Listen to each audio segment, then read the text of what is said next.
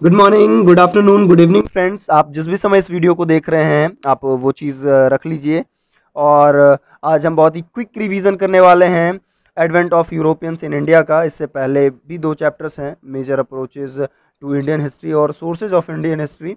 तो अगर आप बोलोगे तो हम लोग मिलकर वो दोनों चैप्टर्स भी कर लेंगे, बट उससे नॉर्मली ज़्यादा क्वेश्चंस पूछे नहीं जाते हैं, तो आप उसे खुद से भी कर सकते हो। तो आज हम बहुत ही क्विक रिवीजन करने वाले हैं। जिन लोगों ने इस चैप्टर को advent of Europeans in India को अच्छे तरीके से पढ़ रखा है, उनके लिए ये वीडियो काफ़ी हेल्पफुल हो सकती है।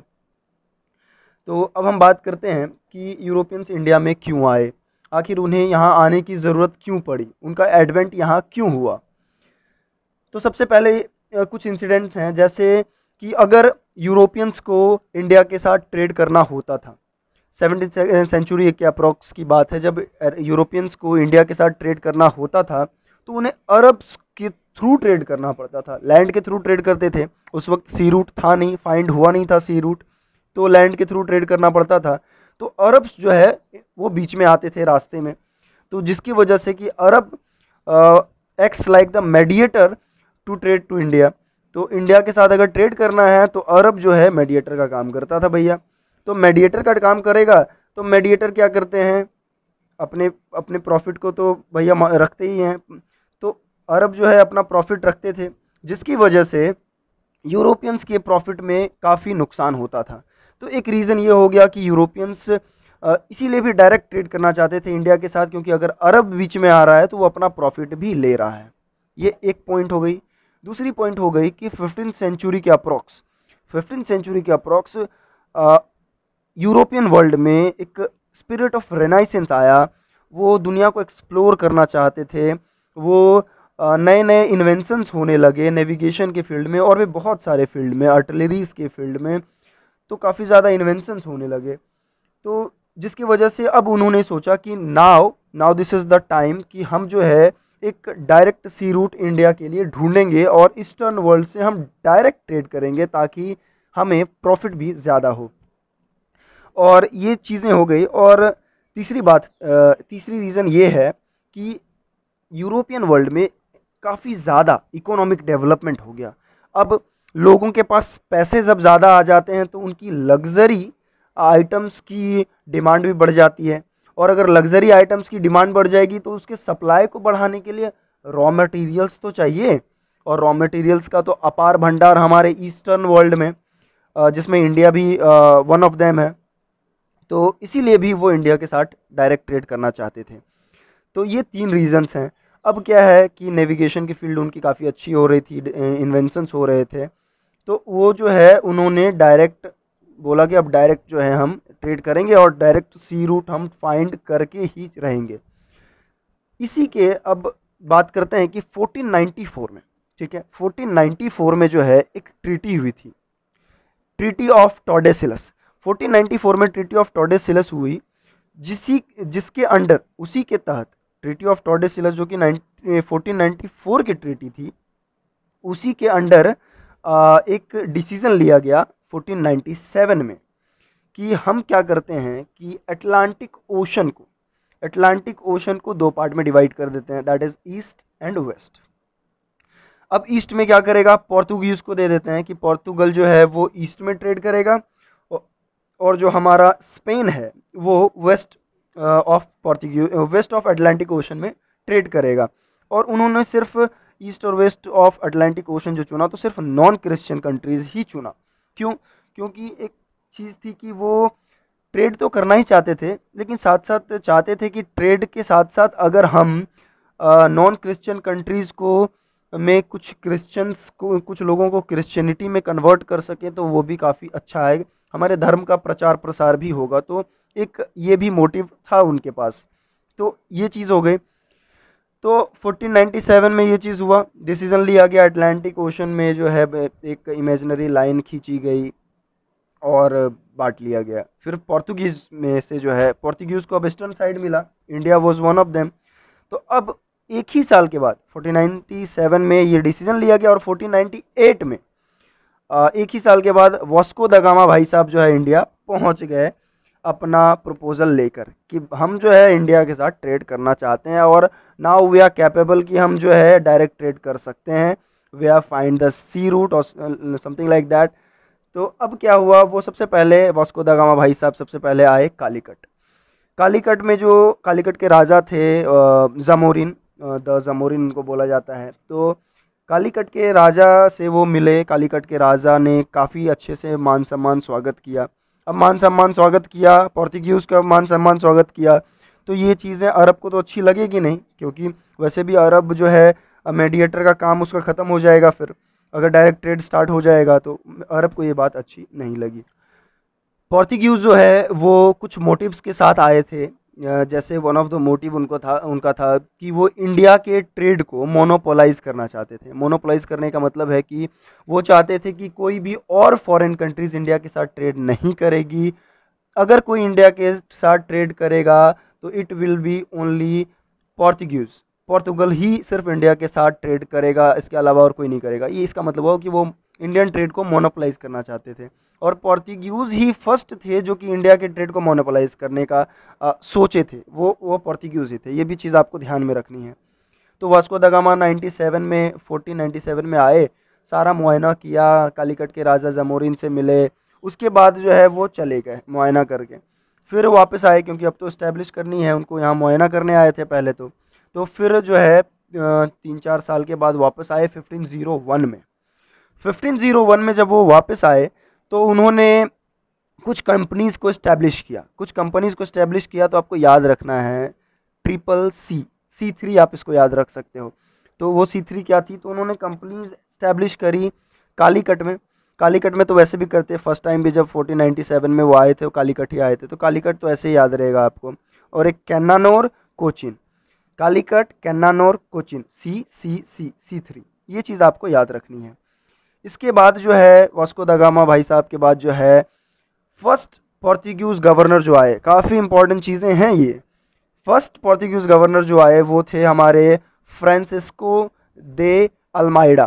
फ्रांसिस्को डे अल्माइडा जो आए तो वहाँ से पोर्तुगीज गवर्नर जो भी आते थे वो 3 साल के लिए गवर्नर रहते थे। ये चीज़ अभी आपको ध्यान में रखनी है कि 3 साल के लिए गवर्नर रहते थे वो।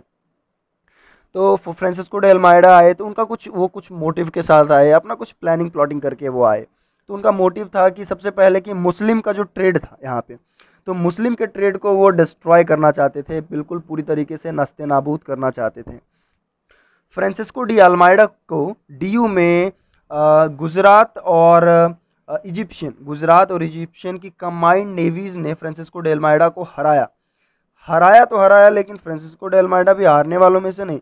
1 साल के बाद जो है फिर वापस जो है वॉर किया और दोनों को हरा दिया, मतलब कि गुजरात की आर्मी को भी और इजिप्शियन की आर्मी को भी, मतलब नेवी को, दोनों को ही हरा दिया नेक्स्ट ईयर ही। और आपको फ्रांसिस्को डे अल्माइडा की एक पॉलिसी थी जो कि काफ़ी इंपॉर्टेंट है, आपको याद रखनी चाहिए कि उनकी पॉलिसी थी blue water policy. Blue water policy जिसको हम कार्टेज सिस्टम के नाम से भी जानते हैं, ब्लू वाटर पॉलिसी को। ब्लू वाटर पॉलिसी के अंतर्गत जो है वो इंडियन ओशन के ट्रेड को मोनोपोलाइज करना चाहते थे। या फ्रांसिस्को डे अल्माइडा के बाद आए अल्फोंसो। अल्फोंसो के बारे में आपको बहुत ज़्यादा चीज़ें याद नहीं रखनी है। अल्फोंसो के बारे में एक तो वो सती को एबॉलिश करना चाहते थे, ठीक है, कुछ स्टेप्स उन्होंने उठाए होंगे, इसीलिए कहा जाता है कि वो सती को एबॉलिश करना चाहते थे, सती प्रथा को। और एक उन्होंने शिप्स के परमिट सिस्टम को भी उन्होंने स्टार्ट किया था। और तीसरी चीज़ हम ये याद रख सकते हैं कि उन्होंने बीजापुर के सुल्तान से गोवा को एक्वायर कर लिया था, हड़प लिया था। और अल्फोंसो के बाद आए नीनो दा चुन्हा। तो नीनो दा चुन्हा शायद ऐसे ही प्रोनाउंस किया जाता है। तो नीनो दा चुन्हा जो है उनके बारे में कुछ खास आपको याद नहीं रखनी है, बट आप इतना याद रख सकते हो कि उन्होंने क्या किया, कोचीन से गोवा कर दिया हेडक्वार्टर के, पोर्तुगीज़ के हेडक्वार्टर को कोचीन से गोवा कर दिया। अब हम बात करते हैं फेवरेबल कंडीशंस ऑफ पोर्तुगीज़। आखिर पोर्तुगीज़ का फेवरेबल कंडीशंस क्या क्या था जो कि उनको हेल्प किया यहाँ पे थोड़ा बहुत स्टैब्लिश होने में। तो हम देखेंगे कि पोर्तुगीज़ को हेल्प किया सबसे पहले कि हमारा जो नॉर्दर्न पार्ट था, हमारा नॉर्दर्न पार्ट काफ़ी छोटे छोटे टुकड़ों में बटा हुआ था, मतलब कि जैसे एक छोटे से शहर को ही वो लोग अपना पूरा का पूरा देश समझता था। तो इस तरीके से छोटे छोटे टुकड़ों में बटा हुआ था, तो उन पर जो है राज करना, उन पर शासन करना ज़्यादा आसान होता है। तो एक ये चीज़ हो गया, नॉर्दर्न पार्ट जो है काफ़ी ज़्यादा डिवाइडेड था। और दूसरी चीज़ हो गई कि इंडियन रूलर, किसी भी इंडियन रूलर के पास नेवल पावर जो थी उस वक्त थी ही नहीं। अगर किसी के पास थी भी तो एकदम ना के बराबर। नेवल आर्मी काफ़ी वीक थी, कमज़ोर थी और थी भी नहीं। तो और नेवल पावर क्या, उनकी जो आर्मी थी जो कि लैंड पर लड़ाई करती थी, उनके पास भी बहुत एडवांस वेपन्स नहीं हुआ करते थे। ये दूसरी चीज़ हो गई। और तीसरी फेवरेबल कंडीशन जो कि पोर्तुगीज़ के लिए थी यहाँ पर, कि पोर्तुगीज़ में काफ़ी ज़्यादा यूनिटी थी, जो कि अरब्स में उतनी ज़्यादा यूनिटी देखने को नहीं मिलती थी। पोर्तुगीज़ में काफ़ी ज़्यादा यूनिटी थी। तो ये कुछ फेवरेबल कंडीशंस थे जिन्होंने हेल्प किया पोर्तुगीज़ को यहाँ पर स्टैब्लिश करने में, इंडिया में स्टैब्लिश करने में। नाउ अगर हम बात करते हैं कि पोर्तुगीज़ का एडमिनिस्ट्रेशन आखिर कैसा था, तो पोर्तुगीज़ का एडमिनिस्ट्रेशन जैसा कि मैंने आपको बताया कि जो भी वहाँ के वाइसरॉयज़ आते थे तो वो 3 साल के लिए होते थे, ठीक है। तो उसके साथ साथ सेक्रेटरी होते थे, काउंसिल होते थे, और रिवेन्यू वगैरह कलेक्ट करने के लिए वेदोर दा फजेंडा उनको बोला जाता था। रिवेन्यू वगैरह जो कलेक्ट करते थे उनको वेदोर दा फजेंडा बोला जाता था। इसके अलावा जो फोर्ट्रेस उनका किला होता था, उस किला को कंट्रोल करने के लिए कैप्टन्स होते थे, और उस कैप्टन्स को जो असिस्ट करते थे वो असिस्टेंट भी जो उनके होते थे उनको फैक्टर बोला जाता था। तो ये चीज़ आपको याद रखनी है कि जो असिस्टेंट होते थे कैप्टन्स के उनको फैक्टर बोला जाता था।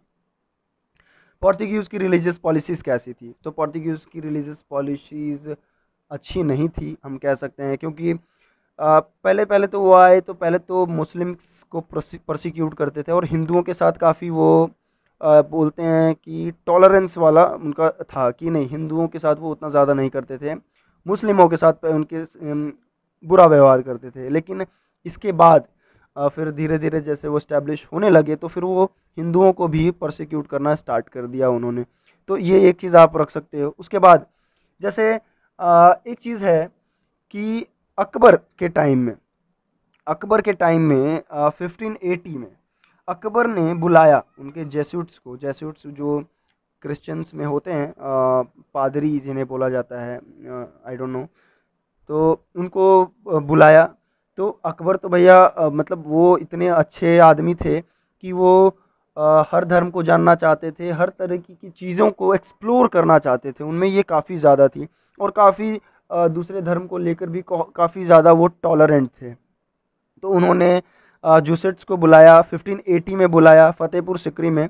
तो रोडाल्फो और एंटोनियो आए। रोडाल्फो एंटोनियो, तो वो लोग सोचे कि अब जो है अकबर जो है हम लोग को बुलाया, तो अब तो जो है अकबर इसका मतलब जो है क्रिश्चियन बनना चाहता है। तो ये सोचकर वो लोग आए, तो कोई बात नहीं बनी, वापस चले गए। फिर अकबर जो है 1590 में अकबर फिर से बुलाए, तो वो लोग फिर से अकबर के पास आए, तो सोचे कि इस बार जो है अकबर जो है लगता है चेंज कर ही लेगा अपना रिलीजन। लेकिन फिर से कोई बात नहीं बनी। अकबर तो बुलाते थे कि क्योंकि वो दूसरे धर्म के बारे में भी जानना चाहते थे सब कुछ। तो इस तरीके का स्वभाव था उनका, जिसके बारे में कि ये लोग तो सोचते थे कि बुला रहा है बार बार, मतलब चेंज ही करना चाहता है धर्म, अपने लोगों का करवाना चाह रहा होगा, ये जो भी है।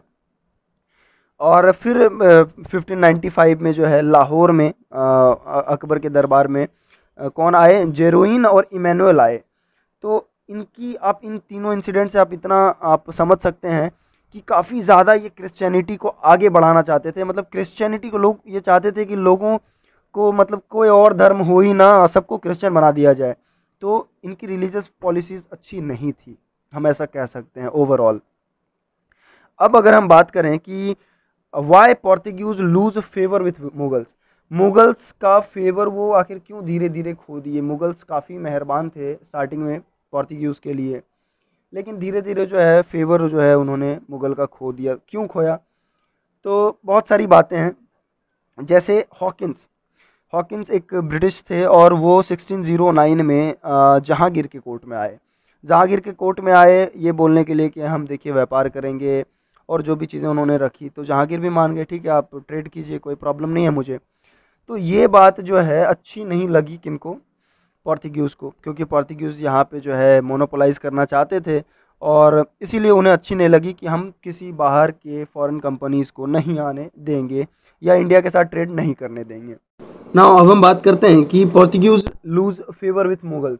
अगर आखिर पोर्तुगीज जो है मुगल्स, जो कि मुगल्स के आँख के तारे हुआ करते थे, उन्होंने धीरे धीरे मुगल्स की आँख में वो खटकने क्यों लगे। तो कुछ रीजंस हैं, जैसे कि वो बहुत ही नोटोरियस उन्होंने अपना कैरेक्टर शो किया और काफ़ी कुख्यात हो गए वो मुगल्स के नज़रों में, काफ़ी कुख्यात हो गए क्योंकि उन्होंने जैसे उनमें ग्रीडी लालची बहुत ज़्यादा थे वो उनमें। तो अब हम बात करते हैं कि पोर्तुगीज जो कि पहले जिनको मुगल ने ही ऑर्डर दिया था कि आप ट्रेड कर सकते हैं, आखिर वो मुगल्स के नज़रों में इतने खटकने क्यों लगे। तो कुछ रीजंस हैं, जैसे 1609 में फर्स्ट टाइम ब्रिटिश आया। कौन आया? मुगल, ये हॉकिंस आए 1609 में। हॉकिंस आए, तो हॉकिंस आए जहांगीर के कोर्ट में, सूरत में वो आए और उन्होंने जहांगीर के सामने अपनी बातों को रखा कि देखिए हम यहाँ पे ट्रेड करना चाहते हैं और जो भी होगा आपको प्रॉफिट होगा, ये जो भी चीज़ें उन्होंने रखी। और जहांगीर को कन्विंस कर लिया और जहांगीर भी कन्विंस हो गया। तो ये बात पोर्तुगीज को अच्छी नहीं लगी। जिस तरीके से जब पोर्तुगीज आया था तो उसे अरब को अच्छा नहीं लगा था ये बात। तो उसी तरीके से जब ये ब्रिटिश आया तो फिर ये बात पोर्तुगीज को अच्छी नहीं लगी। ये तो होना ही है। तो ये बात पोर्तुगीज़ को बिल्कुल भी अच्छी नहीं लगी। तो जब हॉकिंस वापस जाने लगा, सूरत में ही जब वापस जाने लगा, तो जो है अटैक कर दिया, पोर्तुगीज़ ने जाकर अटैक कर दिया। तो हॉकिंस हार गए तो लेकिन ये भी हार मानने वाले में से नहीं, ये हार मान के वापस तो गया, लेकिन वापस रिटर्न आया और पोर्तुगीज़ को हरा दिया। अब जब हरा दिया तो इसने अपनी नेवल पावर को दिखा दिया। ने उसके नेवल पावर को जहांगीर भी देख गया कि ये तो पोर्तुगीज से भी ज़्यादा अच्छी नेवल पावर है, इसकी लड़ने की क्षमता पोर्तुगीज से भी ज़्यादा है। तो जहांगीर और ज़्यादा इन्फ्लुएंस हो गया, किससे? ब्रिटिश से। तो अब जो है इम्प्रेस हो गया, जहांगीर को इम्प्रेस कर दिया किसने? ब्रिटिश ने इम्प्रेस कर दिया। अब और ये एक तो रीज़न था ही। अब कुछ कुछ रीजंस ये थे, जैसे कि काफ़ी डिसऑनेस्ट हुआ करते थे पोर्तुगीज, ग्रीडी हुआ करते थे, और ऊपर से सबसे जो इनकी सबसे ज़्यादा जो बड़ी चीज़ थी, जो मुगल्स को खटकने लगी, कि ये लोग सी पायरेट्स ये लोग काफ़ी ज़्यादा थे, पायरेसी बहुत ज़्यादा करते थे। आपने पायरेट्स ऑफ कैरेबियन देखी होगी, इसमें समुद्र में जिस तरीके से लूट पाट मचाना होता है, तो उसी तरीके से ये लोग मचाते थे, जिसकी वजह से कि इन्होंने अपनी इमेज काफ़ी ख़राब कर ली मुगल्स की नज़रों में। तो ये कुछ रीजंस थे जिसमें मुगल और पोर्तुगीज का ब्रेकअप हो गया। तो अब हम बात करते हैं कि decline of Portuguese 18th century से ही जो डिक्लाइन होने लगा पोर्तुगीज का, क्यों होने लगा? सबसे पहले उनकी रिलीजियस पॉलिसी खराब, हर जगह क्रिश्चियनिटी को लेके पहुंच जाता था कि हमको सबको क्रिश्चियन ही बनाना है। तो एक चीज़ ये हो गई। दूसरी चीज़ कि ब्राज़ील का उधर डिस्कवरी हो गया था। ब्राज़ील का जब डिस्कवरी हो गया था तो फिर ये जो है इनका थोड़ा मन भी शिफ्ट हो रहा था कि नहीं, अब थोड़ा ब्राज़ील जाके जो है उधर जो है हमको ट्रेड करना है। ठीक है, एक ये बात हो गई, ये दूसरी चीज़ हो गई। तीसरी चीज़ कि स्पाइसेस का जो ट्रेड था, मसालों का जो ट्रेड था, वो ऑलरेडी डच के पास था, इसीलिए मसालों पे इनका वो हो नहीं रहा था, और ये मसालों पे थोड़ा ट्रेड करना चाहते थे, और वो ऑलरेडी डच के पास था। तो ये तीसरी रीज़न हो गई। और कुछ रीजंस हैं, जैसे कि इंडिया का जो रूट था, जो कि सबसे पहले पोर्तुगीज ने ढूंढा, और वो पोर्तुगीज सबसे पहले आए। अब ये कोई सीक्रेट नहीं रह गया था, क्योंकि सबकी नेवल पावर काफ़ी अच्छी हो रही थी, और सब जो है तो जिस तरीके से ब्रिटिश हॉकिंस पहुंच गए, तो सी रूट कोई सीक्रेट नहीं रह गया था, अब जो है सब कोई आने जाने लगा था। तो ये भी कुछ रीजंस थे। और रीजंस थे इनके करप्शन, ये काफ़ी करप्ट लोग थे, सी पायरेट्स थे, ग्रीडी हुआ करते थे। तो ये सब कुछ कुछ रीजंस हैं जिसकी वजह से पोर्तुगीज़ का डिक्लाइन हुआ। तो हमने अभी पोर्तुगीज़ का सब कुछ जाना। अब कुछ ऐसा नहीं है, कुछ सिग्निफिकेंस भी है, कुछ सिग्निफिकेंस हैं पोर्तुगीज़ के आने के। जैसे सिग्निफिकेंस हैं कि हम ये समझ गए कि पोर्तुगीज़ ही पहले थे जिन्होंने सी रूट ढूंढा। पोर्तुगीज फर्स्ट थे जो कि इंडिया के ट्रेड को मोनोपोलाइज करना चाहते थे और किया। ठीक है, मिलिट्री इन्वेंशंस, आर्मर्स और गन्स, ये काफ़ी ज़्यादा एडवांस लेकर वो आए। उसके बाद इनका जो ऑर्गेनाइजेशन था वो काफ़ी ज़्यादा वो उसमें स्किल्ड थे, अपने ऑर्गेनाइजेशन में वो काफ़ी ज़्यादा स्किल्ड थे। मतलब मैपिंग करना, डॉकयार्ड्स बनाना, अपने ट्रेडिंग सेंटर्स को फोर्टिफाई करना, किलेबंदी करना, तो ये सब चीज़ों में काफ़ी ज़्यादा ये स्किल्ड थे। तो ये जो है कुछ सिग्निफिकेंस था, जिसमें सबसे इम्पॉर्टेंट है ये फर्स्ट थे जो इंडियन ट्रेड को मोनोपोलाइज करना चाहते थे। तो ये हमारा पोर्तुगीज आज यहाँ ख़त्म हो गया है। तो आज इस पोर्तुगीज को यहाँ रहने देते हैं, उसके बाद फिर हम आगे बाकी डिस्कस करेंगे नेक्स्ट वीडियो में। तब तक के लिए धन्यवाद।